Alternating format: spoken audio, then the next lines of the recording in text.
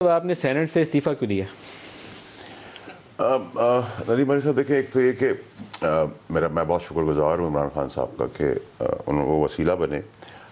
मुझे as a वज़ीर मुल्क का सर्व करने का मौका मिला। वफाकी वज़ीर MNA बना मैं और सेनेटर बना।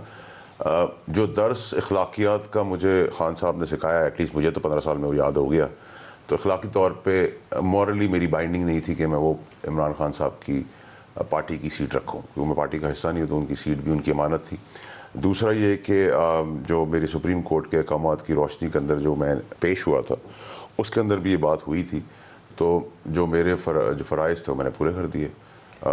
मैं नहीं समझता कि लीगली तो एक अलग बहस हो सकती है, लेकिन मॉरली अखलाकियात के दायरे के अंदर मैं वो सीट मुनासिब नहीं थी मेरे लिए रखना। अब ये बता दें आखिर में कि ये हुकूमत कब तक चलनी है, कब केयर टेकर्स आने, निगरान कब आने?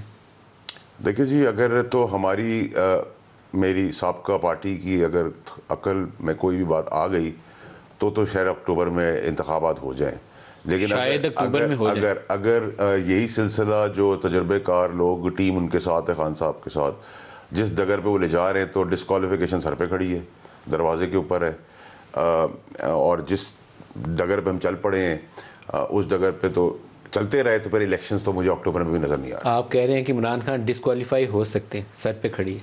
इसमें तो अब नदीम मलिक साहब, कोई इमरान खान साहब जैसे स्टैचर के बड़े लीडर से वो काम करवा दिए कि उस दरवाजे के उस, देखिए, जो बातें मैंने की थी नदीम साहब, वही सारी बातें आज खान साहब 6 महीने बात कर रहे हैं। साइफर की बात मैंने की थी, उससे वो हट गए। फौज से लड़ाई का मैंने कहा था हम ना करें, वो उससे वो हट गए। वो तोशा खाना वाला केस सर पड़ सकता है या फॉरेन फंडिंग वाला केस भी है, तोशा खाना केसेस भी। और देखिए, जब आप पावर की पोजीशन पे होते हैं ना, तो अक्लमंद आदमी अपनी स्ट्रेंथ को यूटिलाइज करता है, टेबल पे बैठता है और एक फैसला करता है। ये जो टके टके के लोग साइड पर रखे हुए, उनके मशवरों पे चलकर खान साहब ने क्या पाया? जो चीज़ें कारपेट के अंदर दफन थी वो बाहर आ गई, सरफेस पे आ गई।